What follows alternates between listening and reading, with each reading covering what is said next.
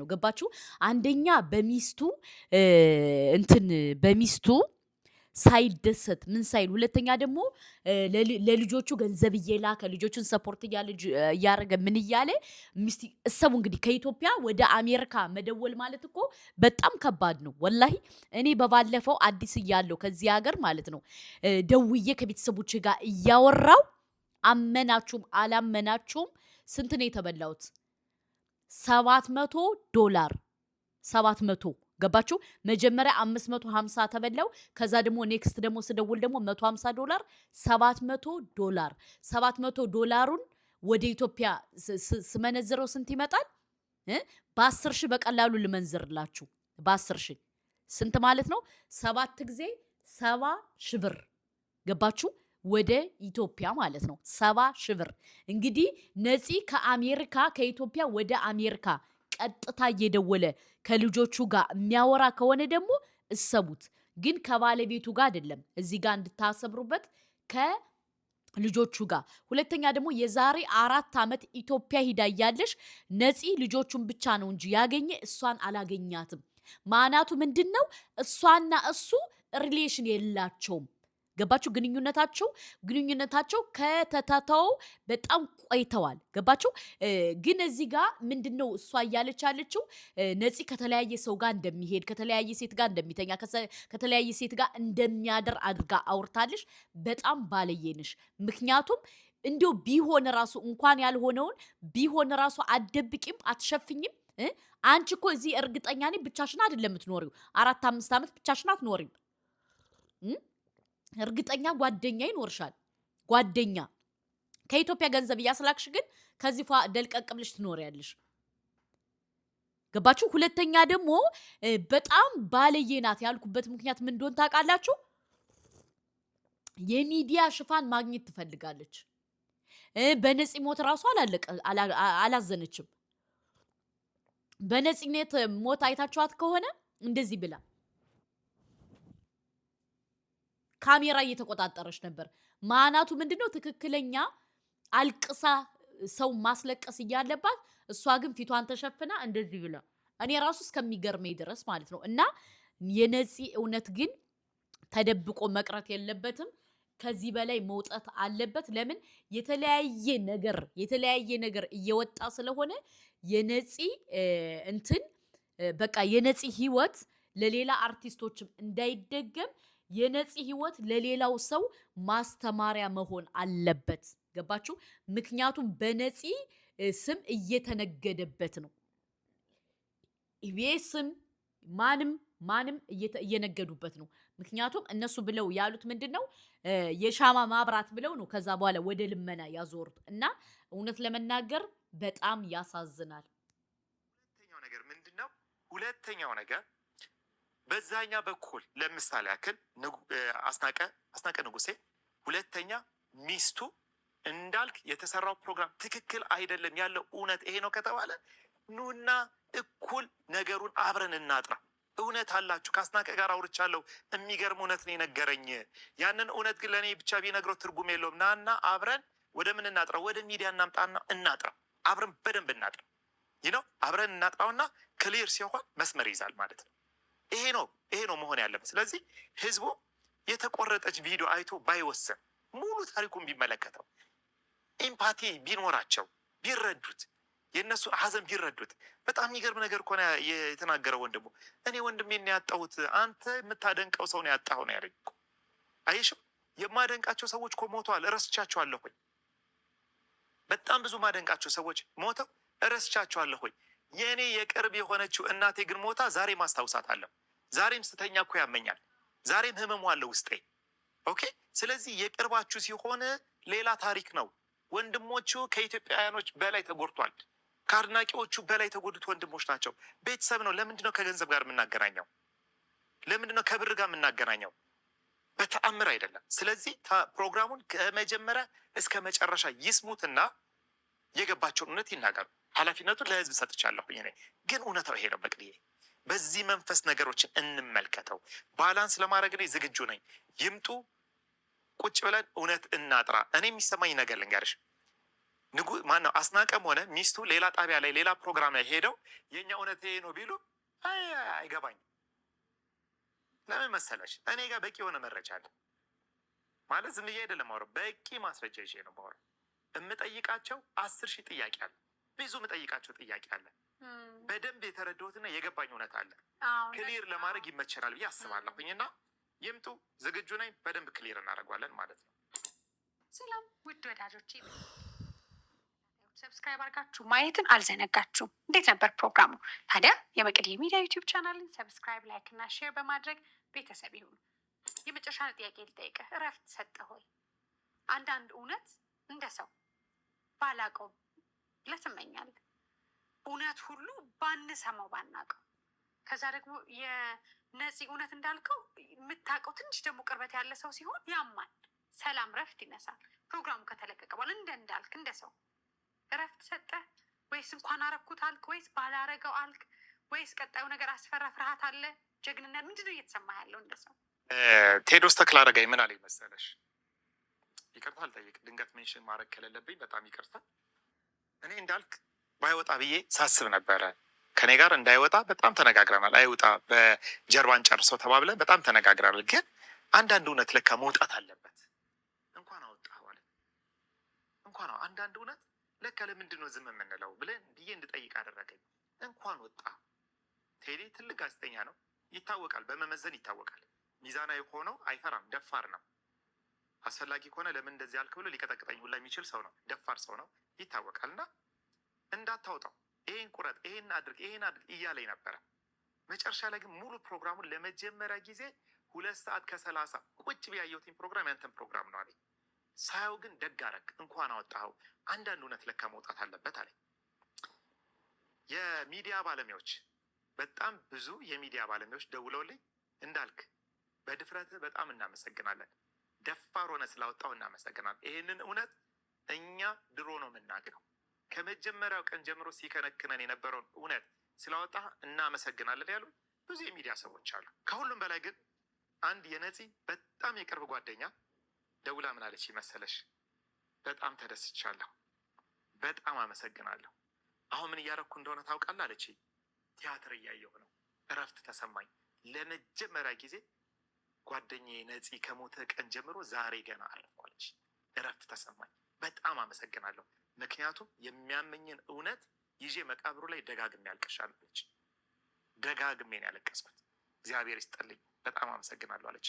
አየሽ፣ የሚያርፉ ሰዎች አሉ ያልኩሽ ለዚህ ነው። የሆኑ ሰዎች ያርፋሉ። በዚህ እውነት ውስጥ እንዴት እንደዚህ ይካሄዳል ብሎ የሚታመም ሰው አለ እና የሆነ እውነት ሰዎችን ያሳርፋል። እና ከዚህ የተነሳ እንደሆነ ህዝቡ እንዲረዳው እኔ የሚዲያ ሰው ነኝ፣ እውነት አለኝ፣ ሌላ እውነት አለኝ ብሎ የሚመጣ ሰው ካለ አስተናግዳለሁ፣ ስራዬ ነው። ከህግ አንጻር የተሰጡን አስተያየቶች እንዴት አያቸው እንዳልክ? አሁን ብዙ አላውቅም፣ ግን መረጃዎቹ እነሱ የሚሄዱባቸው ነገሮች እውነት ለመናገር የሞተ ተጎዳ እንጂ ሚስቲቱ ግን በጣም ባልዬ ነሽ። ገባሽ?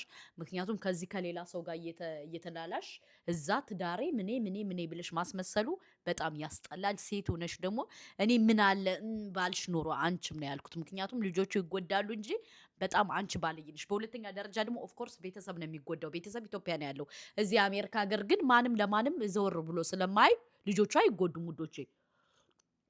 ልጆቹ ኦፍኮርስ አይጎዱም። ለምን?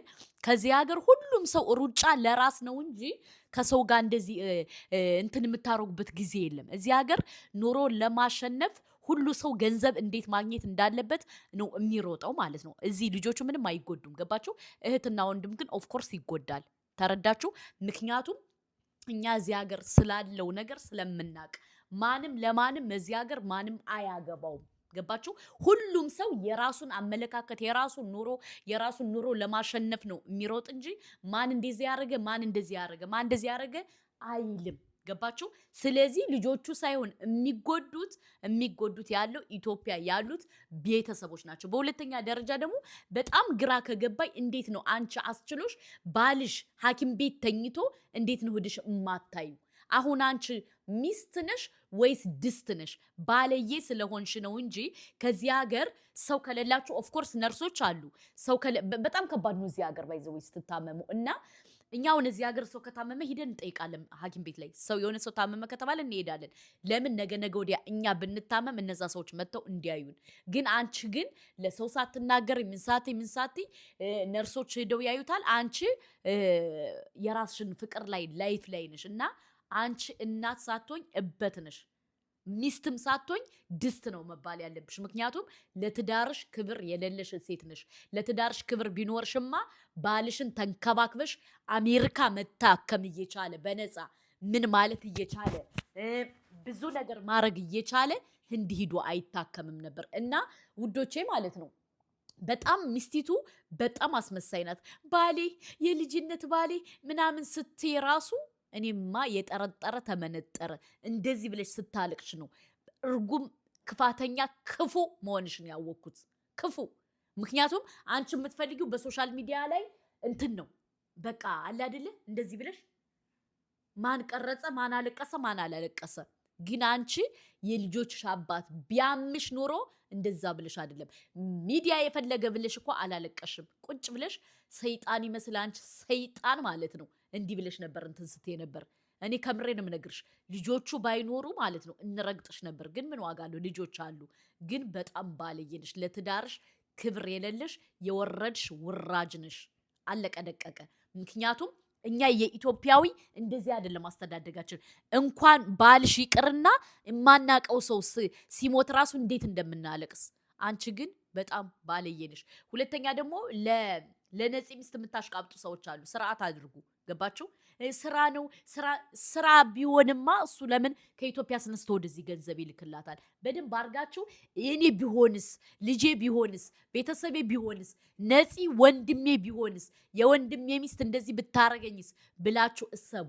ወላሂ አንዳንድ ሰዎች የወንድማችሁ ሚስት እንደዚህ ብታረጋችሁ ከገዛ ወንድማችሁ ላይ ደስ ይላችኋል? አይላችሁም። ስለዚህ በቃ በእኔ ቢሆን ብላችሁ ፍረዱ። ለማንኛውም ይህን ሰብስክራይብ ላይክ ሸር አድርጉ። ዛሬ የነፂ እውነታ ተብሎ ተለቆ ነበር። እስኪ እኔ እንደ ሰው የራሴን ሀሳብ ላስቀምጥ ማለት ነው። በመጀመሪያ ደረጃ አሁን ማለት ከተረዳሁት አንግል ነፂ ባለዬ ነው፣ ነፂ እንዲህ ነው፣ ነፂ እንዲህ ነው፣ ነፂ እንዲህ ነው ብለህ እያወራህ ነው እንዳልክ ማለት ነው። ያሉትን ነው አንተ ያልክ። ግን እኔ ያልገባኝ ነገር አንተ በምን ያክል ኮንፊደንስ ኑሮህ ነው ከሌላ ሚዲያ ቢሄዱ ሀቆ አይወጣም ከኔ ሚዲያ ነው እንጂ ብለህ የተናገርከው? ምን ያክል እርግጠኛ ሆነህ ነው? በሁለተኛ ደረጃ ደግሞ እሱ ለትዳሩ ታማኝ ባይሆን ይህን ያክል ዋጋ አይከፍልም ነበር። ባይዘወይ ሚስቲቱ የነፂ ሚስት በጣም ባለየ ናት። ገባችሁ? ለምን ካላችሁ ኦልሬዲ ትዳሩ ትክክለኛ ጤነኛ ትዳር ነው አይደለም። ለምን ከተለያዩ 4 ዓመታቸው ነው። ገባችሁ? እንግዲህ እየሰማ ነው ያለው መረጃ ነው የምነግራችሁ። ነፂና ሚስቲቱ 4 ዓመት ከተለያዩ ግን እሷ በተለያየ ሶሻል ሚዲያ ስታረግ የነበረው ምንድነው እንዳልተለያዩ ጥሩ ባል እንደሆነ ምናምን ነው እየተናገረች ያለው ማለት ነው። በሁለተኛ ደረጃ ደግሞ ከሷ እናት ቤት ነው ሲኖር የነበረው ነፂ። ገባችሁ? ከአማት ቤት መኖር ደግሞ በጣም ይከብዳል። ገባችሁ? ነፂ አሁን በዚህም ሆነ በዛም ሆነ ሁሉም ሰው እየሸቀለበት ነው። አለቀ ደቀቀ። ምክንያቱም እንዳልክ ራሱ እውነት ከኔ ጋር አለ ስትል ሌላ ቦታ ሌላ ሶሻል ሚዲያ ላይ ቢሄዱ እውነት አይወጣም ኢላ ከኔ ጋር ነው ብለሃል። ካንተ ጋር ከሆነ ለምንድን ነው መረጃውን የማታወጣው? በሁለተኛ ደረጃ ደግሞ እንትን ጓደኛዬ ብሎ ያለው 8 ዓመት በላይ ተጣልተዋል ብለሃል። እንግዲህ ማነው ወይም ሰይፉ ፋንታውን ሊሆን ይችላል ወይም ደግሞ ማነው ስሙን ሊሆን ይችላል ወይም ደግሞ አስረስ ነው ማን የሚባሉ ሰውዬ ሊሆን ይችላል። እኔ ግን የጠረጠርኩት ጓደኛውን ነው። ለምን የ29 ዓመት ጓደኛዬ ነው ብሎ ሲያወራ የነበረው ሲቀረደድ የነበረው የሱን ነው ብዬ ነው የማስበው። ለምን የ8 ዓመት ጸበኛ ናቸው። ግን እዚህ ጋር መቶ ሶሻል ሚዲያ ላይ ጓደኛዬ ምናምን እያለ ይላል ማለት ነው። እና በዛም ሆነ በዚህም ሆነ አሁን የነፃነት ሚስትም በጣም ባለየ ናት። ለምን ካላችሁ ለትዳሯ ታማኝ ያልሆነች ምንም በቃ ስነ ምግባር የጎደላት ናት። ለምን ካላችሁ እንደዛ ባይሆንማ እሱ አሜሪካ ባለበት ሰዓት ታስታምመው ነበር። እሷ ግን ማስታመምን ሳይሆን እንትን ያለችው በቃ ወጥተህ ሂድ የራስ ጉዳይ ነገር ነው ያለችው ማለት ነው። በሁለተኛ ደረጃ ደግሞ ነፂ ለትዳሩ ታማኝ ነበር። ኦፍኮርስ ታማኝ ነበር። ምክንያቱም ከሚያረገው አንግል ለትዳሩ ታማኝ እንደሆን እናውቃለን። ገባችሁ? እንግዲህ እናንተ የፈለጋችሁትን ማለት ትችላላችሁ። እኔ ግን እንደ አንድ ሴት የምረዳው ከኢትዮጵያ ወደ አሜሪካ 2500 3000 ዶላር እየላከ ማስቀመጥ ማለት ቀልድ አይደለም። ገባችሁ? በጣም ጎበዝ ነው። ገባችሁ? ግን ይህን ሁሉ ነገር ይህን ሁሉ ሚስጥር ይዞት ሄደ ሳይናገር ምን ሳይል ስለ ትዳሩ። ለምን ሶሻል ሚዲያ ላይ ይወራብኛል በማለት ነው ከሱ ጋር እውነት እያለ እውነትን ይዟት የተቀበረው። ገባችሁ? በሁለተኛ ደረጃ ደግሞ ጓደኞቹ በሱ ስም ስማቸውን ማደስ ይፈልጋሉ፣ ስማቸውን መገንባት ይፈልጋሉ። እንደዛ ባይሆን ኑሮማ የተጣላውን ጓደኛዬ ነው እያለ ማውራት አልነበረበትም። እንግዲህ ከተጣሉ በጣም ቆይተዋል እየተባለ ነው። ግን አሁን ምንድነው ሲል የነበረ አይ ጓደኛዬ በጣም የምንዋደድ በጣም እንደዚህ የምንለ 29 ዓመት ብሏል። እንግዲህ በሁለተኛ ደረጃ ደግሞ ሚስቲቱ ማለት ነው። ሚስቲቱ ደግሞ ባሌ ስትል ነበር። ሲጀመር እሷ ሚስቲቱ አላለቀሰችም ውዶቼ። የነፂ ሚስት አይታችኋት ከሆነ አላለቀሰችም ጭራሽ ማለት ነው። አረመኔ ማለት ነው። ምክንያቱም አረመኔ ባትሆንማ በትክክል ነበር የምታለቅሰው። ግን አረመኔ ስለሆነሽ ስለሆነሽ ከባድ ነው። በሁለተኛ ደረጃ ደግሞ ኢቢኤስ የሻማ ማብራት ብላችሁ ጠርታችሁ ለምንድን ነው እናንተ ጎፈንድሚ ያላችሁት? እንግዲህ ኢቢኤስም እዚህ ጋር ጥፋተኛ ነው ውዶቼ። ኢቢኤስ በጣም ጥፋተኛ ነው። ምክንያቱም ለሻማ ማብራያ ብለው ተጠርተው ነው ከዛ በኋላ የገንዘብ ውጥጭ የሆነው። ገባችሁ? ኢቢኤስም ከዚህ ላይ ጥፋተኛ ነው። ገባችሁ? ለምን ኢቢኤስ የኢትዮጵያ ቀንደኛ ጠላት ነው ውዶቼ። ገባችሁ? ግን ደግነቱ የኢቢኤስ ዋና ስራ አስኪያጅ ሂዷል ወደማይቀረው ጉዞ። ገባችሁ? እና ብዙ ስተት አለ፣ በጣም ብዙ ስተት። ምክንያቱም ሁሉም ሰው ስሙን መገንባት ነው የሚፈልገው ያሉትም በዚህ ነው ማለት ነው። መቅዲ ደግሞ ከኢቢኤስ እንደወጣች ታውቃላችሁ። እና እንደዚህ አይነት ነገር ስታገኝ ደስም ሊላት ይችላል። ምክንያቱም እሷ ስለወጣች ስለማትፈልገው የነሱን ነገር ደግሞ ማውጣት ትፈልጋለች። ገባችሁ? እና በዛም ሆነ በዛ ነፂ ተጎዳ። ሌላው ምንም እንትን የለውም። ላሰማችሁ ትንሽ ያው ማለት ነው እግረ መንገዱን ብዬ ምንም የጎፈንድሚ ጉዳይ እነሱም ችግር የለባቸውም እኮ። ሰምተሽው ከሆነ ፕሮግራማ ችግር የለብንም ብሏል። ደስ ብሎ ነው ይሰብሰብ። በመሰብሰቡ ደስተኞች ነን። የሚጠቀሙት የወንድማችን ልጅ ነው። ግን ነፂ እንደዚህ አልኖረም እንዴ? ለምንድን ነው የሚደበቀው? እኔ እኮ እያልኩ ያለሁት ለምንስ ነው የሚደበቀው? ካልኖረው እኮ ነፂ ይህንን ህይወት እኮ ካልኖረው ይወጣ ለህዝብ። ለምንድነው የውሸት የምንኖረው? የውሸት ለምንድን ነው የምንደናነቀው? ለምን አስፈለገ? የሆኑ ሰዎች በውሸት ኖረው ለምንድን ነው ከሞቱ በኋላ ይሄን ያክል መከባበር፣ መደናነቅ፣ ይሄን ያክል መሞጋገስ ምን አስፈለገ? እውነት ቢወጣ ምንድነው ችግሩ? ምንድነው ጉዳቱ? እኔ እሱ ነው። ምንድነው ጉዳቱ? ጉዳት የለውም እውነቱ። አሁን እንዳልክ አንተ በምታውቀው የሚዋሹትን ሰዎች ይጎዳል። አዎ የሚዋሹትንም ሰው ደግሞ በፈጣሪ ዘንድ ድክመቱን ብርታቱም የተሸፈነለትና ማናችንም በፊቱ ቆመን የምንሄደው ተከልሎልን ነው። ያ ሁሉ ነገር ቢወጣ እዚህ ጋር ማየት ያለብን አሉ ልጆች፣ ህፃናት ገና ያልበሰሉ እና ሚዲያው ላይ ያለው ጦርነት ራሱ ምን ያህል ይጎዳቸው ሆኖ ብዬ እንደ እናት ነው ማስበው። ከዛ ውጭ ደግሞ ይቁም ከተባለ ደግሞ በዛ በኩል ካልቆመ እንዳልከው ደግሞ የሚያመው ቤተሰብ እያለ ህመሙን የሚያባብስ ሰው ካለ ደግሞ ይሄኛውም አካል ይወጣል። በመሀል ጥያቄ ልጠይቅሽ፣ በጣም ቆንጆ ጥያቄ ልጠይቅሽ ነፂ። አሁን እንደ ቤተሰቦቹና ባለኝ መረጃ ልክ ነፂ 4 ዓመት ነው 3 ዓመት ከምናምን ወደ እንትና አልሄደም፣ ወደ አሜሪካ አልሄደም።